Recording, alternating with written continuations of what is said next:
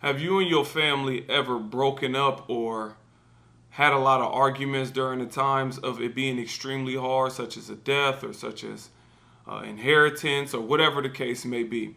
If so, this is the perfect video for you. Stay tuned. My name is Cyrus Ausar, and my mission is to embody the emotion of overcoming. I believe we all fight battles we hide from the world. My objective is to help you win those battles through perspective. Stay tuned. One of the most challenging things to deal with is family during a hard time. I know when something happens, we're supposed to believe we're all going to come together. It's all going to be good. We all going to do kumbaya. But that's never the case.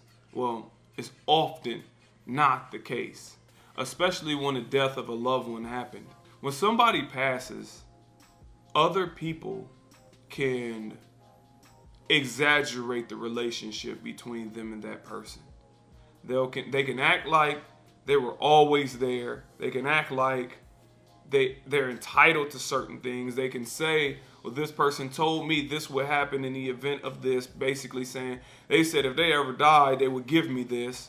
I mean, there's so many different things that you can encounter during the passing of a loved one or a hard time in general, because there's no way of really knowing the real answer. We don't know how deep somebody else's relationship go. We can speculate based upon what we see, but we don't know. Because when somebody passes away, we know our relationship with them.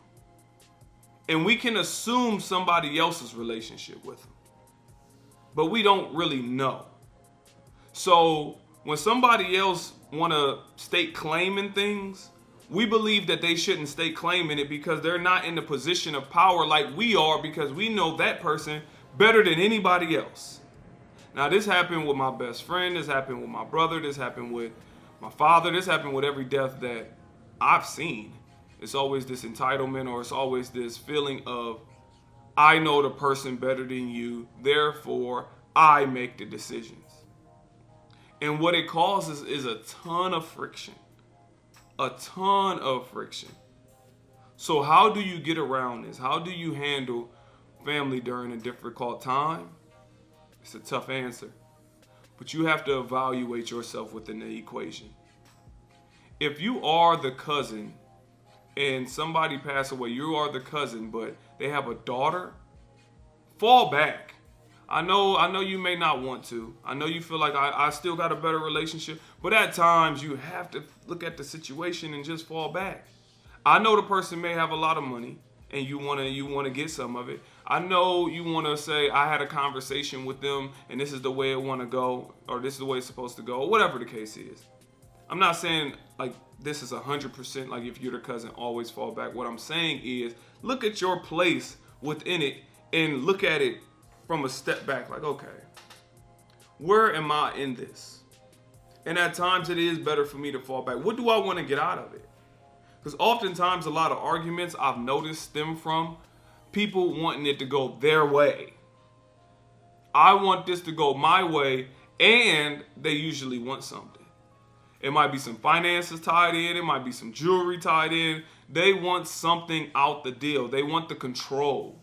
They want to determine how the funeral is going to go. They want to, all that control. And when they don't get the control, that's when the problem comes into place. So to avoid this, it has to be one, open communication. But the hardest thing about open communication at that time is everybody's emotional. So how do you get around emotions for open communication? That's the tough part. How I dealt with it is being grounded on what I believed through the conversation that I had. I had a conversation with my father when he passed, well, before he passed. And I remember him telling me, when I pass, I don't want this person speaking over my body. He told me from his mouth to my ears, I do not want this person speaking over my body. The time come, and I'm like, Dad said he don't want this person speaking over his body. Then it was well, he didn't really mean it like that because so and so and so. I'm like, oh my God. because this is a state of all these emotions. So it's a double-edged sword. On one behalf, I'm saying, no, that's what he said. I remember him saying that. He don't want this person speaking over his body. But on the other behalf, I'm like, what if he did tell somebody else something different? What if he did? What if he told me that months prior? What if he told him different a month before? We just never had the conversation. Then I learned this. If that person lied to me, that's something they have to deal with. I know what he told me, but he could have changed it. He could have updated it.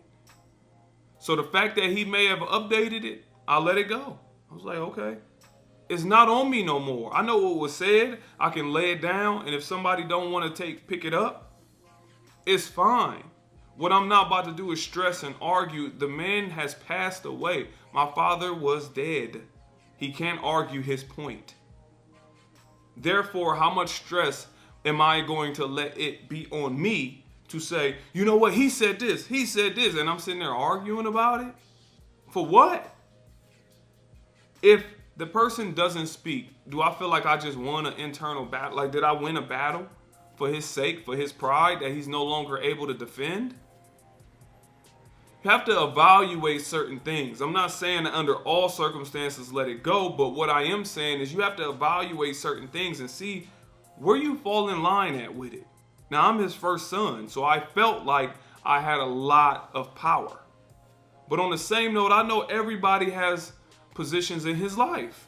So I'm not about to get in here and bombard everything. Everything is mine. No. It's not going to work like that. And I didn't even want to position it like that. He has an ex-wife. He has kids. He got more than just me. He got, brothers. He got all these people that want to play a part in his life. So who would I be to just say, you know what, I'm making all the decisions. It's over. Everybody gonna feel some type of way, and what it causes is division. So communication is vital under these circumstances where we having family at disarray. Everybody's going different ways. Everybody feels like they are closer. And this is going to happen during a period of trauma, because ultimately, this is painful to hear, but ultimately, somebody typically wants something in the end. Whether they want to feed their ego, whether they want something financially, whether they want something out the deal.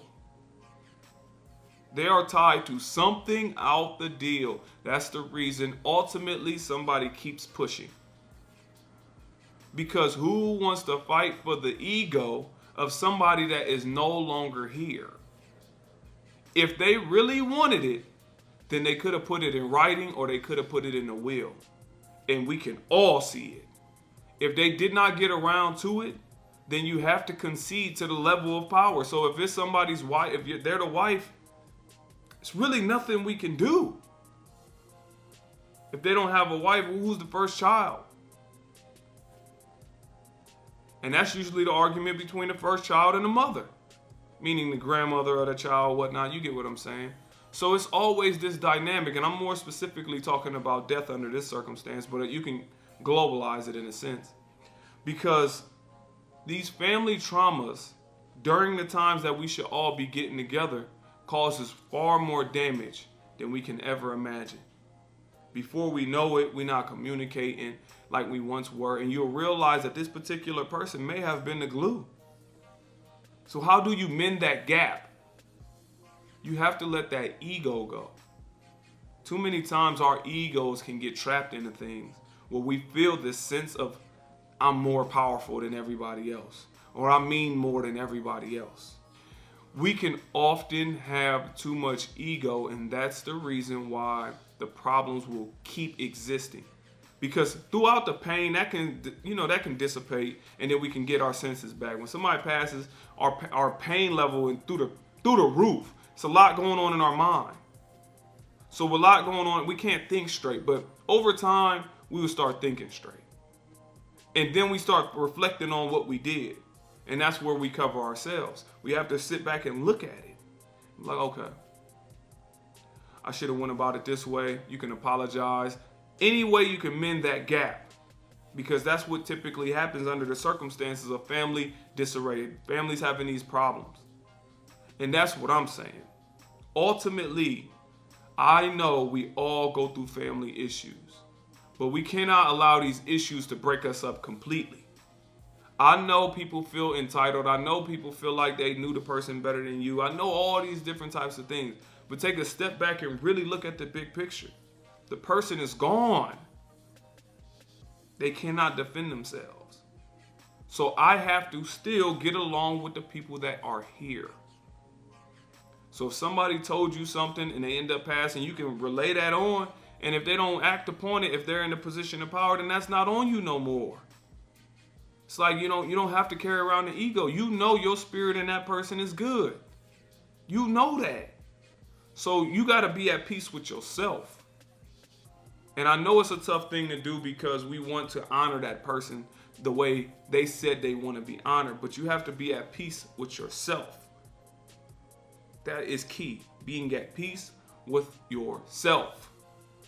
I hope you like this video. If you do, please like, subscribe, share, and I always am willing to listen to or read the comments that you got and reply to it. Thank you for taking the time out.